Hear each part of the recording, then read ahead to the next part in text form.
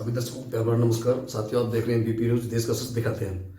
साथियों, जैसे कि हर प्रकार की न्यूज आप लोगों तक हम प्रेषित करते हैं, आज हम पहुंचे हैं गांव ताजनगर में। और ताजनगर में यहाँ से भावी सरपंच पद के दावेदार है भाई अजीत सिंह यादव जी। अजीत सिंह यादव जी एक पढ़े लिखे वेल सेटल्ड और सोशल एक्टिविस्ट है, समाज सेवक है, समाज सेवा से जुड़े रहते हैं। आज हम अजीत भाई से जानना चाहेंगे कि यदि वो जनता जनार्दन उनको यदि सरपंच पद पर सुशोभित करती है तो उनका मेन एजेंडा क्या रहेगा। अजीत भाई नमस्कार। नमस्कार जी। सर, सबसे पहले तो मैं आपका वेलकम करता हूँ अपने चैनल पे, और नववर्ष की और गणतंत्र दिवस मकर संक्रांति की एडवांस में शुभकामनाएं देता हूँ आपको भी और आपका यहाँ पधारने पे बहुत बहुत धन्यवाद।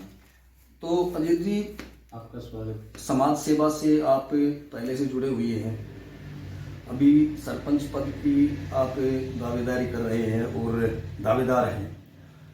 भविष्य में सरपंच पद पे आप कायम होते हैं तो सब क्या क्या एजेंडा रहेगा आपका, ये बताइए। देखो जी, अगर पूरे गांव का और समस्त वोटरों का मेरे साथ सहयोग रहेगा, मैं गांव के लिए अपनी तरफ से बहुत बढ़िया काम करने की कोशिश करूँगा। क्योंकि जैसे अपना पहले तो मैंने आपको जैसे बताया कि सर्वप्रथम शिक्षा के क्षेत्र में हमारे गांव के जो भी स्कूल है, जो मिडिल तक है, जो अपने यहाँ ताजनगर गांव में है, और अपना वहाँ पे उन्हें रामकरण ढाणी में मिडिल स्कूल जो भी बना है, उनके लिए जो शिक्षा के क्षेत्र में सबको पूर्ण तरह से जो शिक्षा नहीं मिल पाती है बच्चों को, या कुछ कमियाँ रह जाती है, उनसे मैं कोशिश करूँगा कि उसमें कुछ इम्प्रूवमेंट कर सकूँ। इम्प्रूवमेंट हो जाएगा तो उसमें क्या है कि बच्चों के लिए सुधार होगा।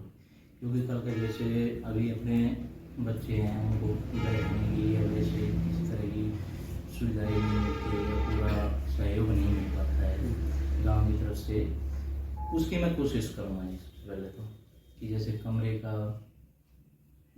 कम पड़ जाते हैं, या गाँव में कोई भी चीज़ सुविधाएँ होती है, जैसे अपना जो रोड है वहाँ से जो बच्चे जाते हैं सुबह सुबह, तो वहाँ से जब निकलते हैं तो सारे रोड के ऊपर पानी भरा हुआ होता है जी। वहाँ से सारे बच्चे आने जाने में परेशान रहते हैं। उनके लिए सबसे पहला उस स्टेप होगा कि उनके लिए ऐसा कोई वहाँ ऐसा नाले का या किसी तरह का कोई प्रबंध किया जाए कि जिससे बच्चे जो आवागमन होता है या आम जन परेशान रहता है वो कभी परेशान ना हो। उसमें एक सुधार होता है और बच्चों को भी आने जाने में तकलीफ ना हो। और जैसे अपने जो उसमें जैसे कि मिडिल स्कूल है और सरकारी स्कूल जो होते हैं, उसमें अपने सारे बच्चे पढ़ते हैं, जो सब बिरादरी भाइयों के बच्चे होते हैं, सबको सहयोग और सबको पूर्ण विकास मिल सके, उसके लिए क्या करेंगे, उसमें जो जो हमसे सुविधाएं बन पड़ेगी वो हम करेंगे। जैसे मिडिल स्कूल है हमारे गांव में, अगर 10th तक का स्कूल हो, फिर 10th से बढ़ के हम +2 तक का स्कूल पाएंगे, इसका जो अपग्रेड हो, उसमें स्टाफ बढ़िया हो, उसकी चेकिंग हो बढ़िया तरह से, और अपने जो कमरे के लिए जो हमसे सहयोग होगा कमरे बनाने के लिए, या स्कूल के प्ले ग्राउंड के लिए, या फिर अपना जैसे भी मास्टरों के ऊपर एक अपनी कमेटी मतलब बनाई जाए, जिससे कि मास्टर का भी ध्यान रखे कि एक कमेटी स्ट्रिक्ट हो जाएगी बच्चों के ऊपर, वो किस तरह का ध्यान दे रहे हैं। उससे क्या होगा कि बच्चों का जो भविष्य है उसमें काफ़ी सुधार आएगा। क्योंकि एक तो मास्टर है, उसका भी अपने जो टीचर होते हैं उनके ऊपर एक कंट्रोल रहेगा कि बच्चों को किस तरह से पढ़ा रहे, क्या देख रेख कर रहे हैं। और जो प्ले ग्राउंड के ऊपर भी बात में कर रहा था, प्ले ग्राउंड का ये है कि बच्चों के लिए एक सूटेबल बढ़िया जैसा भी बन पड़े, हम एक प्ले ग्राउंड अवेलेबल करा सकें। और फिर उसके बाद कमरे जो सरकार से कुछ अपील भी कर सके, और गांव के सहयोग से भी और अपनी तरफ से भी जो हमसे बन पड़ेगा उस सहयोग करके हम गांव का कुछ मतलब जो स्कूल बच्चों के लिए होंगे उसको अपग्रेड करा सकें और कमरा भी बना सकें। अच्छा, दूसरा सर, आपकी कुछ पंचायती जमीन है जिसको वेस्ट ही कर रखा है, उसके लिए क्या करना चाहिए?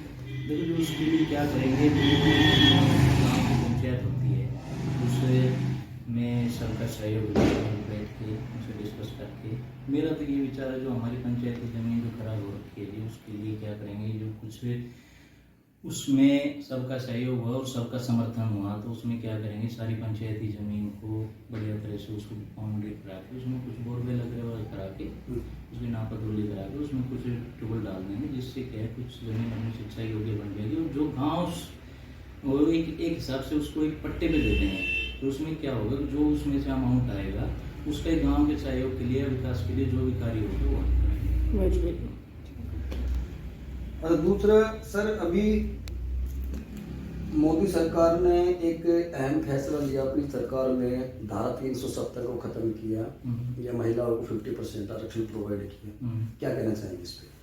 नहीं, महिलाओं को देखो 50% आरक्षण जो दिया है वो होना चाहिए और मिलना भी चाहिए, क्योंकि महिला और पुरुष से बराबर के हकदार हैं। उसमें मोदी जी ने जो भी काम किया बहुत अच्छा किया है। उसमें ऐसा नहीं है कि उनको 50% आरक्षण नहीं मिलना चाहिए। अगर 50% आरक्षण मिलती है तो महिलाएं पुरुषों से बढ़िया बढ़ के काम कर सकती है। ऐसी बात नहीं है कि वो किसी क्षेत्र में आज के टाइम में पीछे।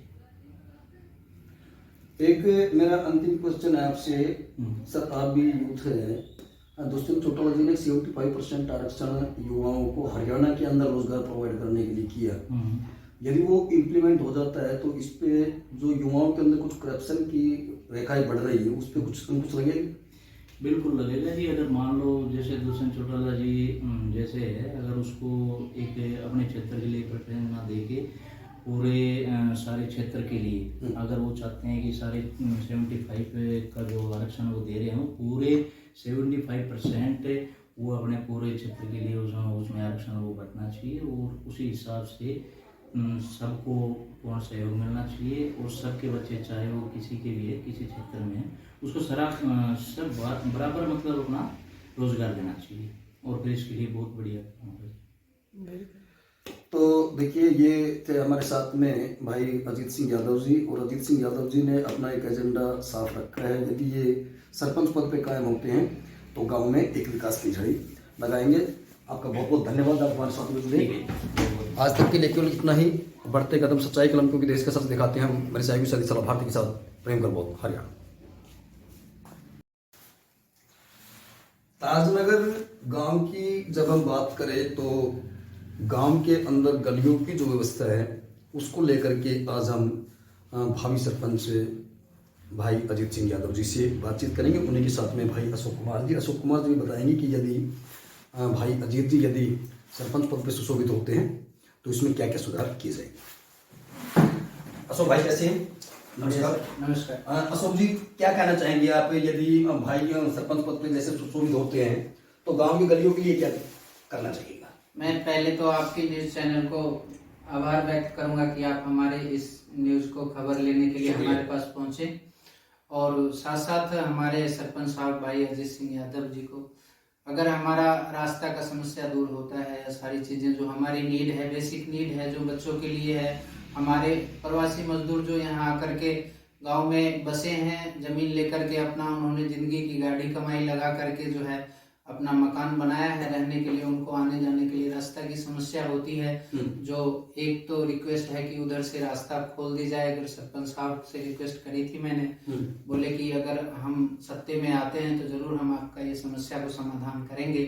उसके बाद जब बारिश हो जाती है थोड़ी सी तो हमारे कच्चे रास्तों में मोटरसाइकिल का भी निकलना दुर्लभ हो जाता है। कभी कभी रास्ते में पानी भर जाता है, जहाँ पे हमारे पीछे जो भी हमारे टूल्स हैं, बैग होते हैं या हमारे पास जो भी सामान होता है घर का जो हम आने जाने में ले जाते हैं वो भीग जाता है। तो मैं सरपंच साहब से अभिनंदन करूंगा, निवेदन करूंगा, विनम्र प्रार्थना है इनसे कि हम संपूर्ण कोशिश करेंगे, सभी प्रवासी मिल करके और गांव वाले सहयोग करेंगे।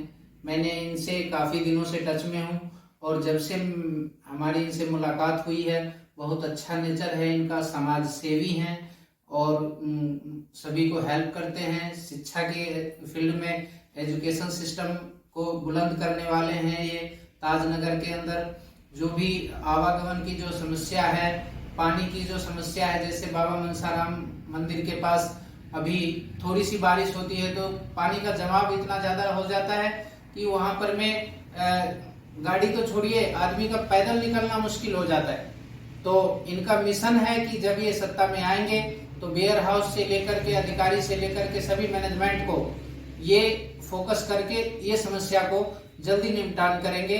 मैं उम्मीद करता हूँ, आशा करता हूँ स्टेशन के तरफ जो भी रास्ता में रुकावटें हैं, मंदिर से जो स्टेशन के सेकंड मंदिर से लेके और वहाँ रामकरण की ढाणी होते हुए महेंद्र फौजी के मकान से लेके हमारे घर के रास्ते तक का जो कच्चा रास्ता है इन्होंने पक्का करवाने का वादा किया है और करेंगे, हमें संपूर्ण विश्वास है।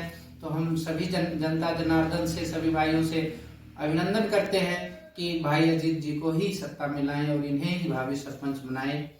तो देखिए, ये भाई अशोक जी की एक परिकल्पना है, एक चाहत है। और भाई अजीत जी के यदि सरपंच बन जाते हैं तो इनके शासनकाल में इनके प्रमुख पद पे बैठने के बाद में जो प्रवासी साथियों को जो दिक्कतें गांव में होती है वो उनकी सोल्व होएगी। इन्हीं के साथ में आज एक हमारा सर रिक्वेस्ट और है कि हमारा लंबा पड़ता है रास्ता 3 किलोमीटर का, जो एक रास्ता उधर से खुल जाए तो 500 मीटर का हमारा। उसके लिए क्या है कि उसके लिए अपना जो जमीनें हैं वो अदर पार्टियों की है, उसके लिए जो सरकारी जो रास्ता है उसके बीच में कुछ ऐसी जमीनें हैं जो आम जनता किसी और की है। उसके लिए क्या है कि उनकी सहमति के बगैर हम उसका कोई सोल्यूशन नहीं कर सकते। पहले उसका क्या है कि उससे बातचीत करने के बाद तभी उसका कुछ समाधान होगा। संज्ञान में डाल दिए हैं सरपंच साहब करेंगे। लेकिन ये है कि जो अपना जो रामकरण की ढाणी से होते हुए जो रास्ता जा रहा है उसके लिए अगर मैं शासनकाल में आता हूँ तो मैं भरसक प्रयास करूंगा कि उस रास्ते को बढ़िया तरह से मेंटेन करके रखूं। तो देखिए, ये भाई ने, अजीत जी ने आश्वासन दिया है कि शासन से, प्रशासन से बात करके जिन भी दूसरे साथियों की वो प्रॉपर्टी है उनसे बातचीत करने के बाद में और इसका सारा सॉल्यूशन निकाला जाएगा। और रास्ते यही नहीं, जो अपने गांव के काफी कच्चे रास्ते भी है जिससे अपने गांव के परेशान हैं, उन सभी को मैं ऐसा कोई प्लान के तहत, जो सरकार का प्लान है उनके तहत कुछ ऐसी करने की कोशिश करूंगा कि सारे रास्ते अपने गांव के आसपास के और पक्के हो और उसमें कोई ऐसा समाधान हो कि जितनी भी अपने गांव की पब्लिक हो परेशान ना हो, आवागमन में किसी तरह का उनको कोई नुकसान हो। तो देखिए, ये भाई ने आश्वासन दिया है कि ये इनका भरसक प्रयास रहेगा ज्यादा से ज्यादा सुधार करने का।